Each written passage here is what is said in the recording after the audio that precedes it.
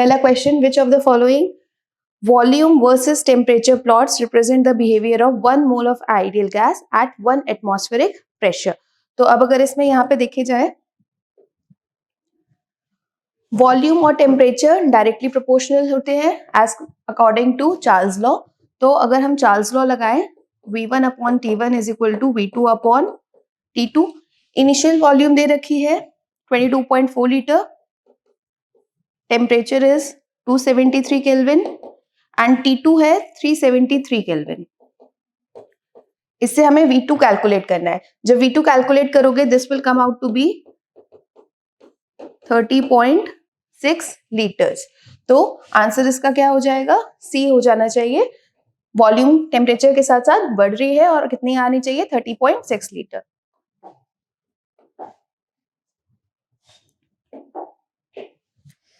Second question जो है इसमें दे रखा है, विच of the following set of quantum number is not possible for 4p electron. Possible नहीं है। 4p के लिए अगर हम देखें, n की वैल्यू 4 होगी, l की वैल्यू 1 होगी for p and m will be from -1 to +1।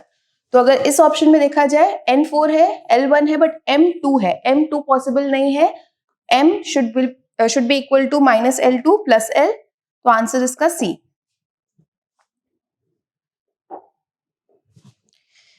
Next question, Wood's reaction of methyl iodide yields an organic compound X. Which of the following reaction also yields X? तो अगर Wood's reaction की बात की जाए, Wood's reaction methyl iodide का अगर कराएंगे, dry ether sodium के प्रेजेंस में होगा,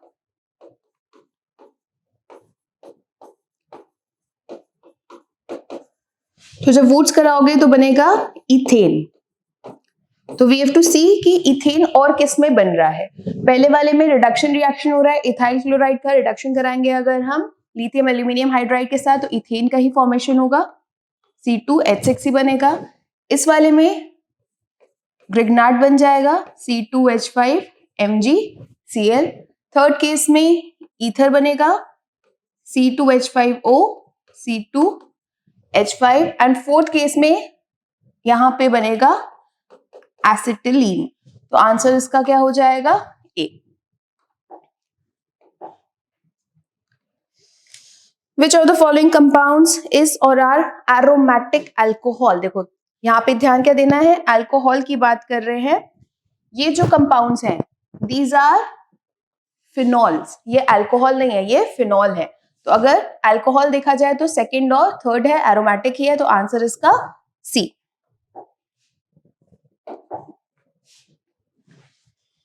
नेक्स्ट क्वेश्चन में, compounds a and c in the following reaction are. तो फर्स्ट रिएक्शन में एसिटिल्डिहाइड का रिएक्शन ग्रिग्नार्ड रिएजेंट के साथ कराया जा रहा है। तो CH3C डबल बॉन्ड OH, इसमें जब CH3MgBr डालेंगे और साथ में H2O भी डाला जा रहा है, मतलब किसका फॉर्मेशन हो जाएगा? 2 डिग्री अल्कोहल। तो ये कंपाउंड ए हो गया। फिर इस कंपाउंड ए में जब H2SO4 डाल के हीट करेंगे, डिहाइड्रेशन हो जाएगा अल्कोहल का टू गिव एल्कीन।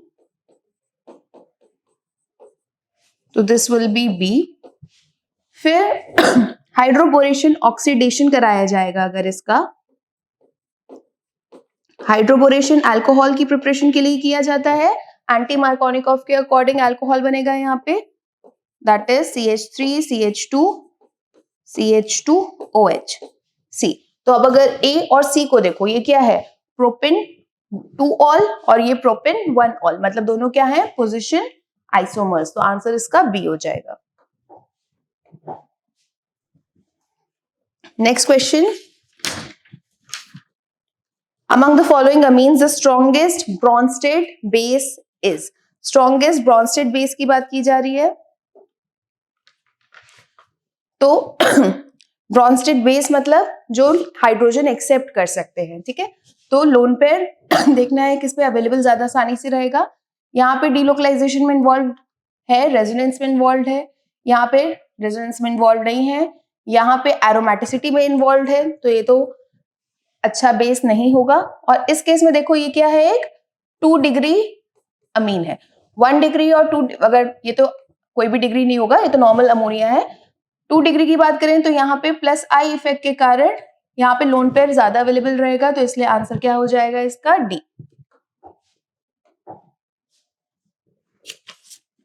नेक्स्ट में पूछा गया है मैच द फॉलोइंग, एक्रिलिन पॉलीएक्राइलोनाइट्राइल हो जाएगा, नेचुरल रबर आइसोप्रीन इसका मोनोमर होता है तो सिस पॉली आइसोप्रीन हो गया,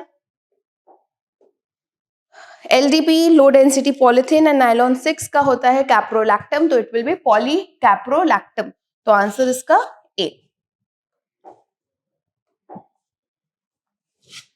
vulcanization makes rubber, vulcanisation sulphur के थ्रू कराया जाता है, क्रॉस लिंकेजेस आती है जिसकी वजह से ज्यादा स्टिफनेस हो जाती है और ज्यादा इलास्टिसिटी भी आती है, तो इसलिए इसका आंसर सी होगा। 59, which of the following is true statement, true देखना है यहाँ पे। तो पहला वाला देखो, ICl is more reactive than Cl2, that is correct. Inter halogen compounds ज्यादा रिएक्टिव होते हैं as compare to halogens. O2F2 is used to remove plutonium as PuF6 from spent nuclear fuel, that is also correct. ClF3 is used for enrichment of uranium-235 from its isotopic mixture, that is also correct. Silicon cannot expand their octet, ये गलत है। Silicon किस में आता है, अब third period में vacant 3D orbital है, it can expand there it's octet, तो आंसर इसका A, B and C। Which of the following oxides are acidic in nature? Acidic nature के लिए कोई अगर एलिमेंट अपनी हाईएस्ट ऑक्सीडेशन स्टेट में होगा तो एसिडिक ही होगा। अगर यहाँ पे देखो Cr+6 में है, मैक्सिमम पे है, तो इसलिए आंसर इसका क्या हो जाएगा, B, CrO3।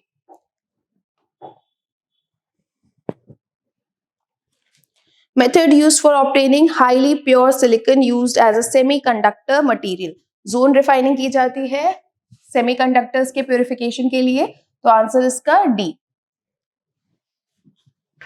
For the reaction अलग अलग टेम्परेचर दे रखे हैं, पूछा गया है किसमें रिएक्शन क्या होगा, स्पॉन्टेनियस होगा, तो स्पॉन्टेनिटी के लिए we have to see delta g, delta g equals to delta h minus t delta S.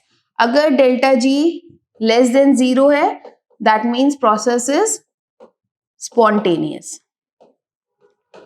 अब यहाँ पे क्या क्या दे रखा है, डेल्टा एच दे रखा है, डेल्टा एच की वैल्यू इज -283 किलो जूल्स है, तो -283,000 क्या हो गया इसका, जूल्स हो गया, minus t delta S is 87, -87 that means positive हो जाएगा, तो -283 प्लस 87 टी। तो अब अगर देखो किस पे डिपेंड कर रहा है, टेम्परेचर पे डिपेंड कर रहा है। अगर ये वैल्यू इस वैल्यू के मैग्नीट्यूड की अगर बात करें, मैग्नीट्यूड इस वैल्यू का ज्यादा होगा एज कंपेयर टू 87T, तो हमेशा प्रोसेस क्या होगा, लेस देन 0। बट अगर 87T का मैग्नीट्यूड बढ़ गया ज्यादा तो प्रोसेस क्या आ जाएगा, नॉन स्पॉन्टेनियस आ जाएगा। तो अगर वैल्यू सब्स्टिट्यूट करके देखो, ये वाला केस किस में आएगा, सब 3500 केल्विन में आएगा, तो 1000, 15 एंड 3000 तीनों ही केसेस में प्रोसेस स्पॉन्टेनियस होगा, बट 3500 पे प्रोसेस नॉन स्पॉन्टेनियस हो जाएगा, तो इसलिए इसका आंसर क्या लिखेंगे, सी।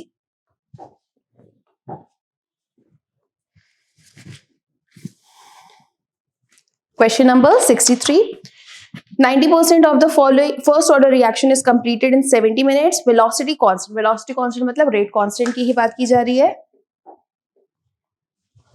तो for first order reaction K equals to 2.303 by T log of A upon A minus X कर लेते हैं। तो जो X है ये बोल रखा है क्वेश्चन में कितना हो गया, 90% कंप्लीट हो गया, मतलब ये 0.90A हो गया, तो K कितना आ जाएगा यहाँ पे 2.303, T is 70 minutes, log A minus 0.90A,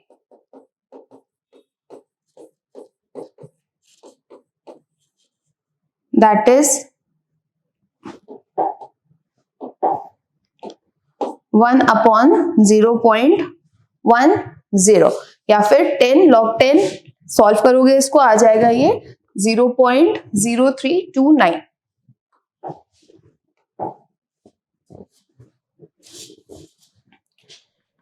for the hypothetical reaction equilibrium constant दे रखे हैं, ए से बी का 2, बी से C 4 and C to D 3। We have to calculate equilibrium constant for A to D. तो अब देखो इन तीनों रिएक्शंस को अगर हम ऐड कर दें, A to B, B to C and C to D, तो ये वाली फोर्थ इक्वेशन ऑब्टेन हो जाएगी। मतलब तीनों रिएक्शन को क्या करना है, ऐड। अगर तीनों रिएक्शन को ऐड करेंगे तो उनके इक्विलिब्रियम कांस्टेंट मल्टीप्लाई हो जाएंगे। मल्टीप्लाई होंगे तो 2, 4, 8 एंड 8, 3, 24। तो आंसर क्या आ जाएगा, C 24 आ जाएगा। 40 ml of 0.1 molar ammonium hydroxide is mixed with 20 ml of 0.1 molar HCl। तो अब अगर यहाँ पे देखो दोनों के इक्विवेलेंट्स बराबर बराबर नहीं है, मतलब बफर का फॉर्मेशन होना चाहिए।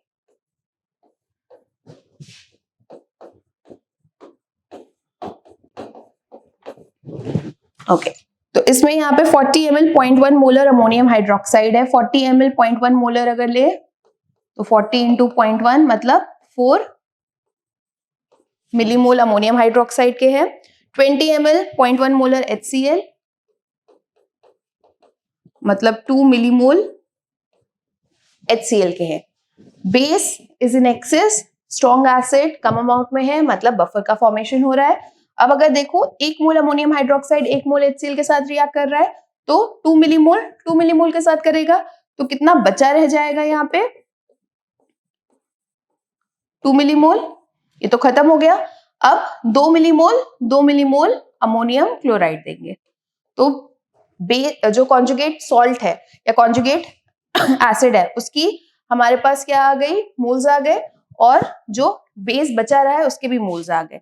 अब हेंडरसन इक्वेशन लगाएगी तो POH is equal to PKB plus log of salt और कॉन्जुगेट एसिड अपॉन में बेस। PKB की वैल्यू दे रखी है 4.74,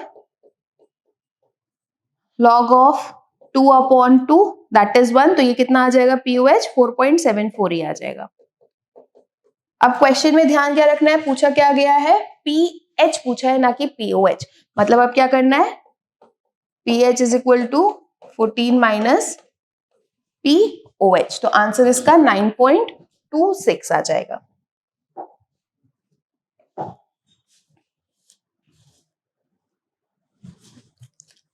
Question number 66. A solution containing 10 gram per decimeter cube of urea is isotonic with 5% solution of non-volatile solute. Isotonic मतलब दोनों का osmotic pressure same, तो π1 is equal to π2, या क्या बोल सकते हैं C1 is equal to C2। अब फर्स्ट में दे रखा है 10 ग्राम पर डेसीमीटर क्यूब, मोलारिटी निकालनी है। 10 ग्राम है 1 डेसीमीटर क्यूब में, मोल्स कितने हो जाएंगे, given mass upon molar mass, and volume is 1 litre only, 1 decimetre cube only. फिर C2 5% solution of a non volatile solute, 5% solution मतलब 5 gram of solute is present in 100 ml of solution, तो 5 upon m into 1000 bye 100। इसको solve करेंगे, m की value आ जाएगी 300, तो answer क्या हो जाएगा, B 300 ग्राम पर मोल।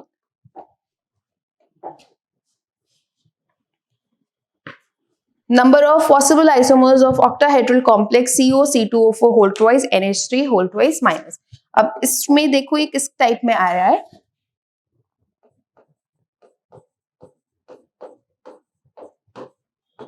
ये इस तरीके के कॉम्प्लेक्स का एग्जाम्पल है। अगर देखा जाए तो MAA2B2 ज्योमेट्रिकल आइसोमर्स दो बनेंगे, cis and trans.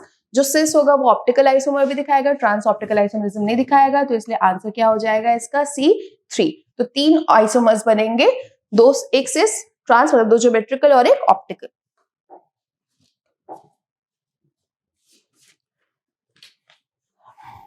Question 68. 3 moles of N2 and 6 moles of H2 are mixed in a container. Okay. N2 और H2 रिएक्ट करके N2H4 दे रहे हैं यहाँ। N2 plus 2H2 gives N2H4. तो इनिशियली इसके मोल्स हैं 3, इसके मोल्स हैं 6, इसका 0 at T equals to 0.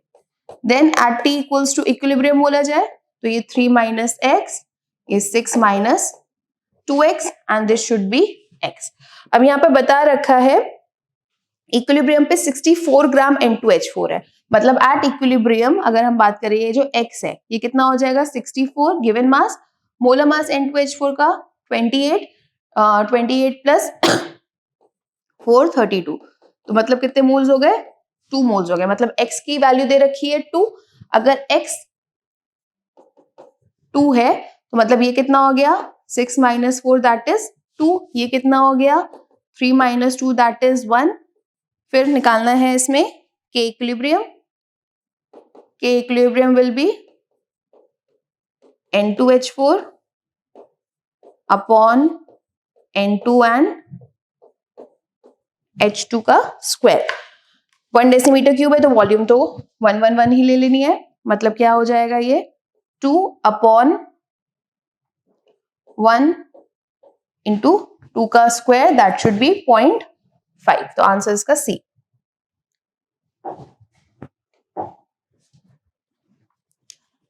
Which of the following has p pi d pi bonding? p pi d pi bonding के लिए d pi बॉन्ड बनाने के लिए d ऑर्बिटल होना चाहिए. d ऑर्बिटल थर्ड पीरियड से ही आएगा. थर्ड पीरियड का अगर देखो तो क्या है SO3 2 माइनस, तो आंसर इसका बी हो जाएगा. Arrange the following carboxylic acid in decreasing order of their acidity. Acidity का ऑर्डर अगर देखा जाए तो यहाँ पे एक तो बेंजोइक एसिड है,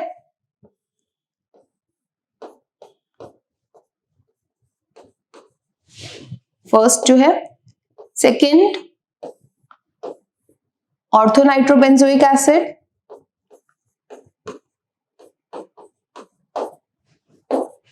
थर्ड जो है पैरानाइट्रोबेंजोइक एसिड,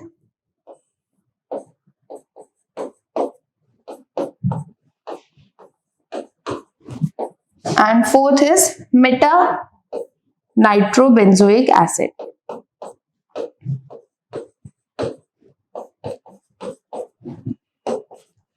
तो NO2 क्या है माइनस M इफेक्ट दिखाता है, ठीक है. माइनस M की वजह से एसिडिक कैरेक्टर बढ़ेगा बिकॉज इलेक्ट्रॉन विड्रॉ करेगा, रिंग से खींचेगा, जिसकी वजह से ये H प्लस भी क्या हो जाएगा ज्यादा आसानी से निकल जाएगा. या बोल सकते हो कि जो इसके बाद इसका कॉन्जुगेट बेस बनेगा CO माइनस, वो ज्यादा स्टेबलाइज हो जाएगा. बट अगर हम देखा जाए जब NO2 या कोई भी बड़ा ग्रुप ऑर्थो पोजीशन पे होता है तो ऑर्थो इफेक्ट लगता है, जिसकी वजह से एसिडिक कैरेक्टर हमेशा क्या हो जाता है बढ़ जाता है. तो ये जो है सेकंड वाला, इसका एसिडिक कैरेक्टर सबसे ज्यादा होगा. रीजन जनरली वैसे होता क्या है ऑर्थो इफेक्ट, बट हम और क्या बोल सकते हैं इस केस में माइनस I भी लग रहा है, माइनस M भी लग रहा है ज्यादा, तो इसलिए आंसर क्या होना चाहिए सेकंड वाला होना चाहिए. तो सेकंड सबसे ज्यादा, मतलब ये वाला ऑप्शन तो हटा ही दिया जाए. फिर माइनस M इफेक्ट ज्यादा इफेक्टिव है as compare to minus I effect. यहाँ पे माइनस M लग रहा है, माइनस I भी लग रहा है, बट यहाँ पे सिर्फ माइनस I लग रहा है, यहाँ पे कोई भी इफेक्ट ऑपरेट नहीं हो रहा. तो अगर देखा जाए तो थर्ड वाला ज्यादा होगा, तो मतलब पहले सेकंड फिर थर्ड, फिर इसमें और इसमें ऑब्वियसली फोर्थ वाला एंड देन फर्स्ट. तो आंसर क्या आना चाहिए इसका 2 3 4 1, that is C.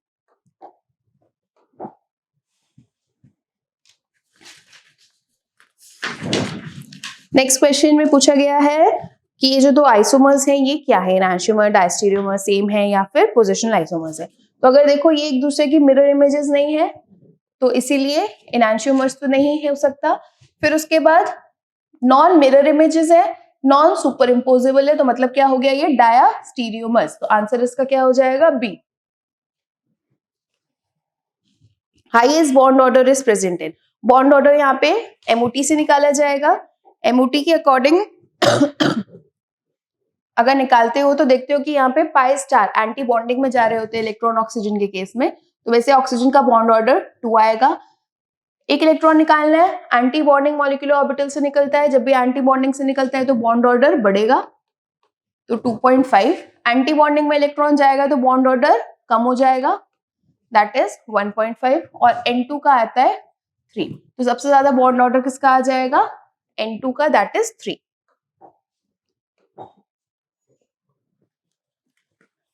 Match list 1 and list 2.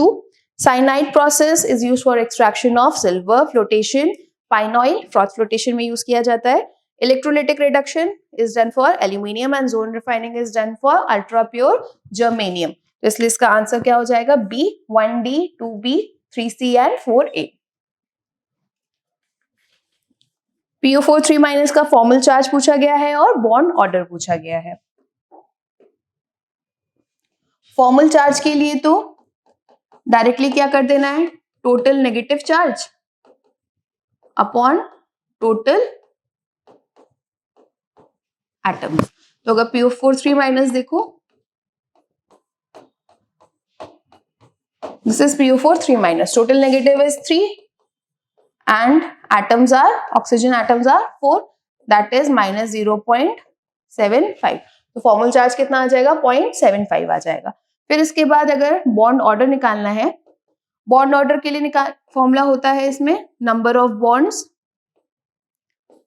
Upon number of resonating structures. जब PO4 3- के रेजोनेटिंग स्ट्रक्चर्स बनाओगे तो ये 4 आते हैं. ऐसे ही इस ऑक्सीजन पे भी डबल आएगा. हर ऑक्सीजन पे एक बार डबल बॉन्ड.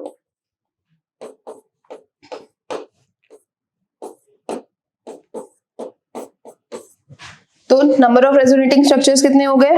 4. अब नंबर ऑफ बॉन्ड्स के लिए एक एटम को फिक्स कर लिया जाएगा. जैसे इसको हमने फिक्स कर लिया. यहाँ पे देखो 1,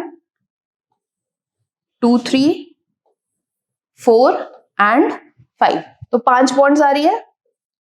तो 5/4 that is 1.25.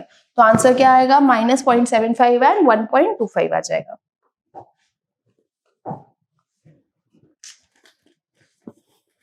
(75) in a sealed tube which can withstand 3 atmosphere pressure. Okay. यहाँ पे लगाया जाएगा Gay-Lussac's law. P1/T1 is equal to P2/T2. We have to calculate T2. तो P1 दे रखा है यहाँ पे there are 27. Okay. तो pressure is 760 mm. 760 mm या 1 ATM ले लो. ATM में कन्वर्ट कर देते हैं. तो 1 ATM हो गया. Temperature 27 degree Celsius, that is 300 kelvin. P2 is 3. We have to calculate T2. T2 यहाँ से आ जाएगा 900 केल्विन. इसको अगर सेल्सियस में कन्वर्ट करेंगे तो this will be 627 degree Celsius. मतलब 627 डिग्री सेल्सियस तक विथस्टैंड कर सकता है प्रेशर. जैसे ही 627 से ज्यादा जाओगे बर्स्ट हो जाएगा. दैट इज आंसर क्या हो जाएगा? 1173 degree Celsius.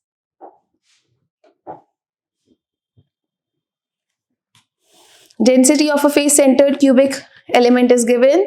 We have to calculate edge length. तो डेंसिटी का फॉर्मूला लग जाएगा. Density is equal to Z into M upon A³ into Na.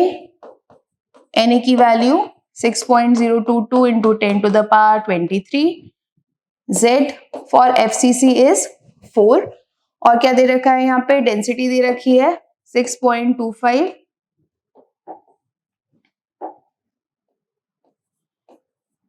gram per centimeter cube and M is also given 60.2 AMU. तो just keep the values. Answer इसका आएगा 400 picometre. मतलब solve करना है इसको.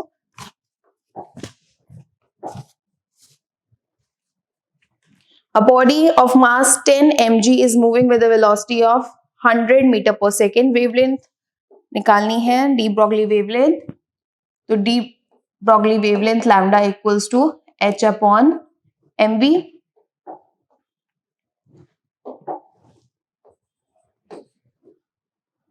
h की value 6.63 into 10⁻⁻34 joule second. Mass should be in kg. मास दे रखा है यहाँ पे 10 मिलीग्राम. मिलीग्राम को पहले ग्राम में कर सकते हो, ग्राम को किलोग्राम में, कितना आएगा ये 10 इंटू 10 टू द पावर -6, या क्या बोल सकते हैं 10 टू द पावर -5 केजी आ जाएगा। तो पहले केजी में से कन्वर्ट करना है, ये ध्यान रखना, ग्राम्स में नहीं केजी में होना चाहिए। और v दे रखा है यहाँ पे 100 मीटर पर second. So just keep the values, answer आना चाहिए इसका 6.63 into 10 to the power -31।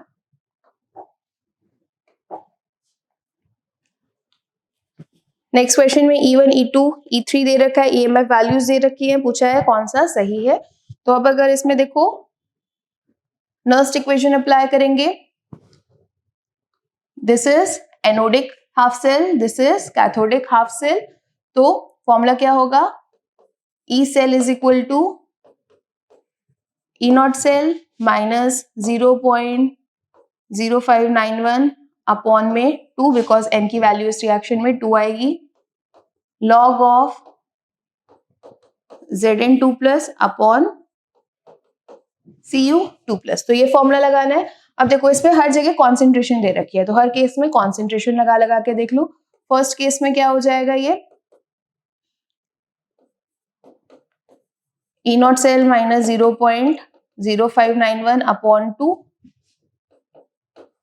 Zn2 plus की कॉन्सेंट्रेशन दे रखी है यहाँ पे 1 अपॉन 0.1, 1 अपॉन 0.1 मतलब log 10 मतलब 1, मतलब क्या आ जाएगा ये directly E not cell minus 0.0591 by 2, मतलब E नॉट सेल से हमने किसी वैल्यू को क्या कर दिया, सब्सट्रैक्ट कर दिया। ये होगा फर्स्ट वाला, माइनस करके आ रहा है। ऐसे ही सेकेंड वाले में देखोगे 1 log 0 हो जाएगा, मतलब सेकेंड वाले में आएगी जो इक्वेशन वो आएगी डायरेक्टली E नॉट सेल आएगा। और थर्ड वाले में अगर देखो 0.1 ऊपर है 1 नीचे है, मतलब नेगेटिव का पॉजिटिव हो जाएगा, तो E3 जो आएगा वो आएगा E not cell plus 0.059 by 2। तो अगर थर्ड में देखो ऐड कर रहे हो तो ज्यादा होगा, फर्स्ट में सब्सट्रैक्ट कर रहे हो तो सबसे कम होगा, तो आंसर क्या हो जाएगा E3, E2 एंड E1 हो जाएगा। Question number 79. Tyndall effect is observed only when following conditions are satisfied. अब Tyndall effect के लिए देखो क्या ध्यान रखना होता है, दो कंडीशन जरूरी है। सबसे पहली कंडीशन क्या होनी चाहिए, जो डायमीटर होता है डिस्पर्स पार्टिकल का और जो वेवलेंथ होगी उन दोनों में ज्यादा डिफरेंस नहीं होना चाहिए। तो बी ऑप्शन अगर देखो यही बता रहा है, diameter of disperse particle is not much smaller than the wavelength of the light used. और सेकेंड जो है, जो रिफ्रैक्टिव इंडिसेस है उन दोनों में ज्यादा डिफरेंस होना चाहिए। तो refractive indices of dispersed phase and dispersion medium differ greatly in magnitude. तो इसका आंसर क्या आएगा, ए आ जाएगा, b and d. Correct set of 4 quantum numbers for electron involved in Fe2+ to Fe3+। Fe2+ से Fe3+ में जाएंगे तो Fe2+ की इलेक्ट्रॉनिक कॉन्फ़िगरेशन जो है दैट इज 3d6।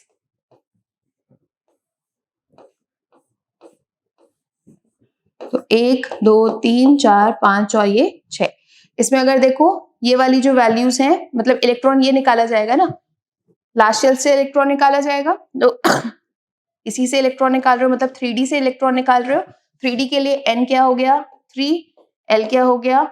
तो पहले ये दो बेसिक कंडीशन देखते हैं, N3L2 एक ही ऑप्शन है इसमें N3L2 है A, तो आंसर क्या हो जाएगा A।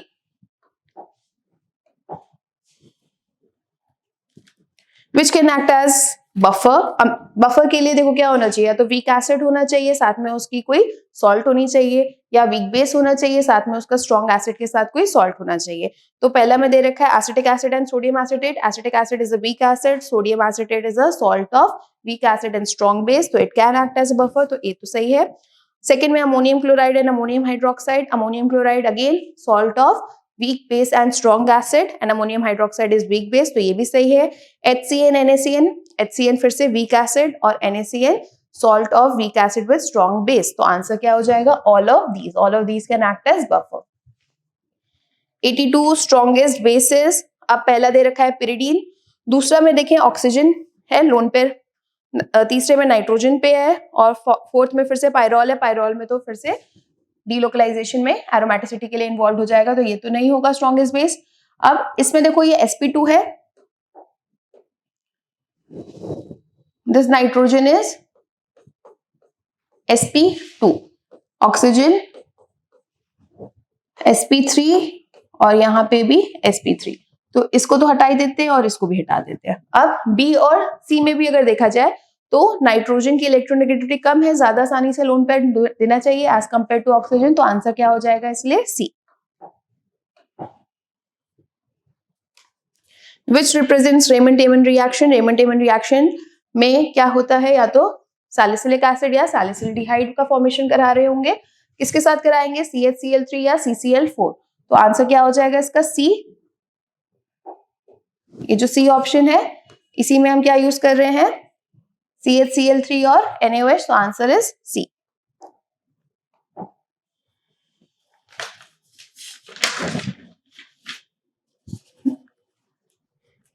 रिएक्शन में देखा जाए, पहले थाइमाइड के साथ रिएक्शन कराया गया है KOH के साथ, ठीक है, फिर N-ब्यूटाइल ब्रोमाइड के साथ, ओके, तो ये रिएक्शन क्या है, गैब्रियल थैलेमाइड सिंथेसिस है, तो इसलिए आंसर क्या होगा इसका C, Gabriel phthalimide synthesis.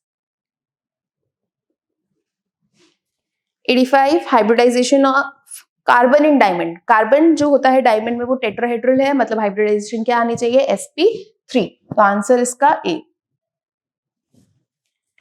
Which of the following is not stabilized by hyperconjugation? Alpha hydrogen जिसके पास नहीं होगा वो हाइपरकॉन्जुगेशन से स्टेबलाइज भी नहीं होगा।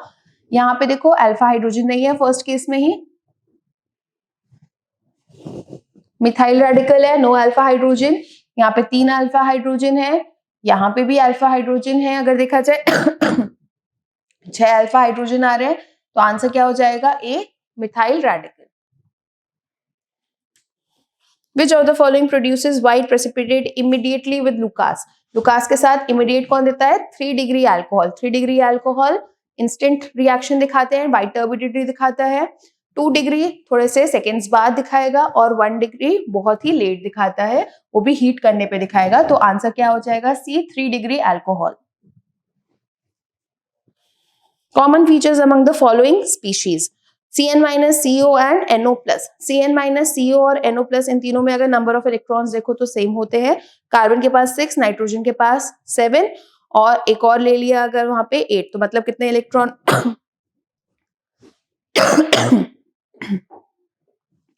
तो अगर यहाँ पे इलेक्ट्रॉन देखे जाए तो कार्बन 6 प्लस 8 और एक इलेक्ट्रॉन फिर से क्या हो गया, सॉरी नाइट्रोजन है, Cn माइनस है, 6 प्लस 7 एक इलेक्ट्रॉन ज्यादा, तो कितने इलेक्ट्रॉन हो गए, 14 इलेक्ट्रॉन हो गए। यहाँ पे CO में अगर देखा जाए carbon 6, oxygen 8, again 14 electron. NO plus में देखें नाइट्रोजन 7, ऑक्सीजन 8, +1 मतलब 1 electron is less, again 14 electron, that means तीनों क्या है, आइसो इलेक्ट्रॉनिक है।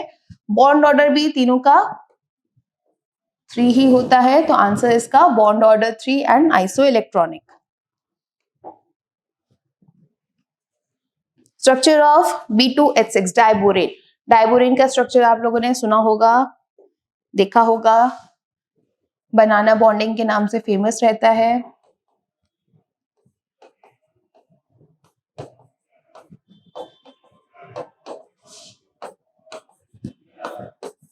तो ये वाली जो बॉन्ड है टर्मिनल वाली, ये क्या है, 2 centre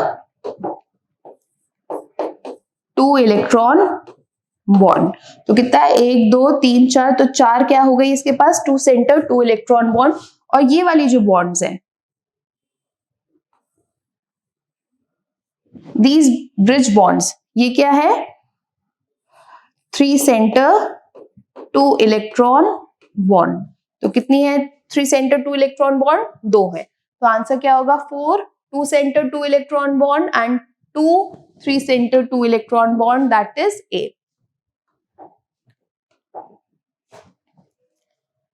Among H2O, H2S, H2SE and H2E, one with highest volatility, highest volatility मतलब सबसे कम बॉइलिंग पॉइंट। तो down the group boiling point increase होता है, बट यहाँ एक एक्सेप्शन आता है H2O, क्यों? Due to formation of intermolecular hydrogen bonding. तो सबसे ज्यादा H2O का बॉइलिंग पॉइंट होगा, सबसे कम किसका होगा? H2S का। तो आंसर क्या होगा? C, H2S। 91, which of the following complex ion is expected to absorb visible light? अगर visible light को absorb करना है मतलब अनपेयर्ड इलेक्ट्रॉन्स होने चाहिए। तो सब में नंबर ऑफ इलेक्ट्रॉन्स निकाल लेते हैं। स्कैंडियम ए ऑप्शन में देखो, स्कैंडियम 3+ में है। 3+ मीन्स 3D 0, कोई इलेक्ट्रॉन ही नहीं है। आउटरमोस्ट शेल में टाइटेनियम अब 4+ में है, मतलब फिर से 3D 0। क्रोमियम 3+ है, मतलब 3D 5, 4s1 है तो 3D 3। And zinc is in +2 state, that is 3D 10। तो अगर अनपेयर्ड इलेक्ट्रॉन देखें सिर्फ क्रोमियम 3+ के पास ही है, तो इसलिए आंसर क्या हो जाएगा? C।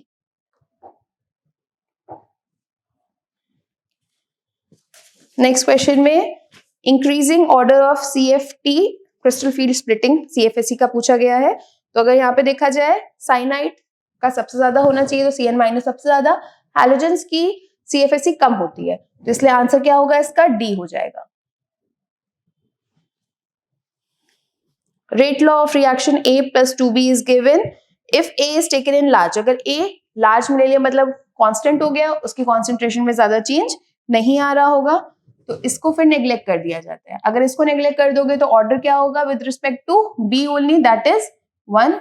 तो order of reaction will be 1।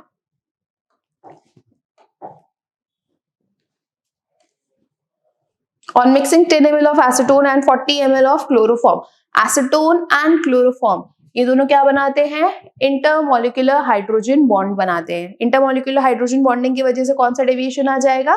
Negative deviation. Negative deviation मतलब वॉल्यूम क्या हो जाएगी? कम।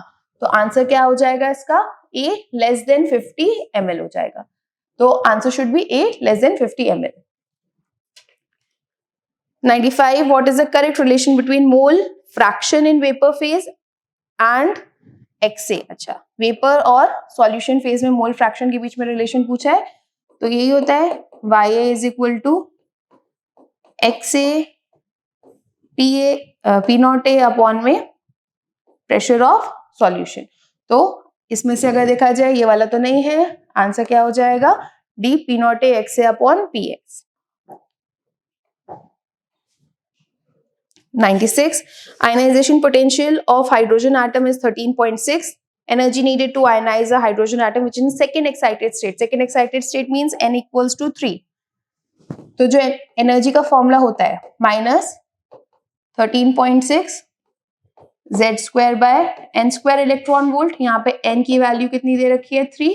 हाइड्रोजन इज, तो Z इज 1, तो E जो आएगा वो आएगा -13.6 अपॉन 3 का स्क्वायर, दैट इज 9, तो 1.5 इलेक्ट्रॉन वोल्ट आ जाएगा।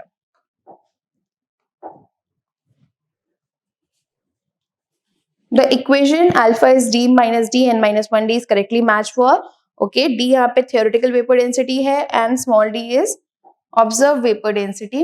तो अब अगर हम यहाँ पे ये जो n है,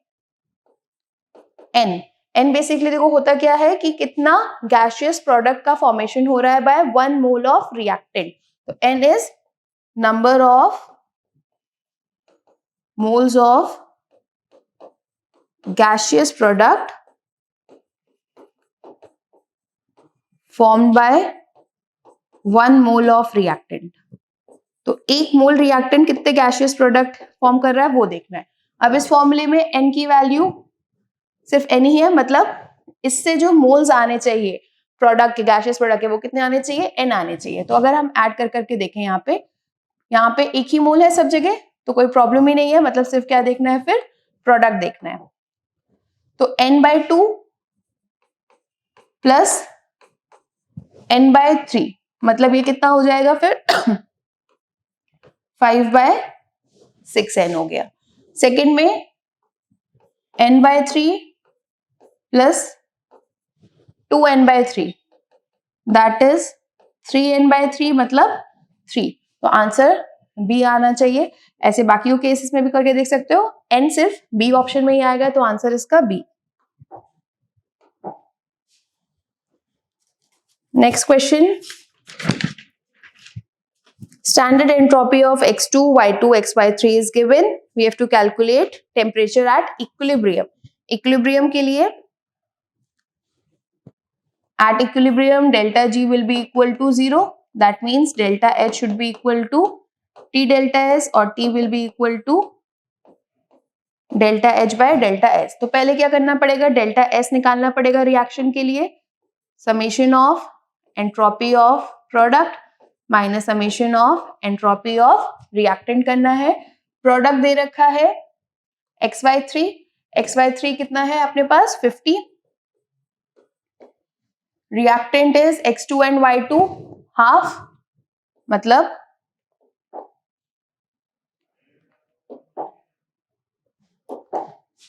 अब इस केस में अगर देखा जाए तो हाफ इंटू 60 प्लस 3/2 इंटू 40। इसको सॉल्व करोगे 30 और 60 90, मतलब ये आ जाएगा -40। तो S की वैल्यू आ गई -40 और डेल्टा H दे रखा है 30 किलो जूल्स है, मतलब 30 इंटू 10⁻3। सॉल्व किया जाएगा इसको तो आ जाएगा 750 केल्विन। तो आंसर क्या हो जाएगा सी। 99. An aromatic compound X with molecular formula C9H10O gives following chemical test. तो पहला टेस्ट है 2,4-DNP डेरिवेटिव, मतलब कार्बोनिल कंपाउंड होना चाहिए, एल्डिहाइड या कीटोन होना चाहिए। रिड्यूसेस टॉलेंस रिएजेंट, ठीक है, तो जनरली मतलब क्या होना चाहिए एल्डिहाइड। बट थर्ड देखें, अंडरगोज कैनिजारो रिएक्शन। कैनिजारो मतलब अल्फा हाइड्रोजन का नहीं होना चाहिए। इन्हीं से ऑप्शंस एलिमिनेट होने लग जाएंगे। अगर देखो ये वाला तो एलिमिनेट ही हो गया, सी वाला अल्फा हाइड्रोजन है, कैनिजारो रिएक्शन नहीं दिखाएगा। फिर on vigorous oxidation 1,2 benzene dicarboxylic acid is obtain. 1,2 benzene dicarboxylic acid मतलब 1 और 2 दोनों पोजीशन पे कार्बन होना चाहिए। तो आंसर क्या हो जाएगा, इसलिए डी हो जाएगा।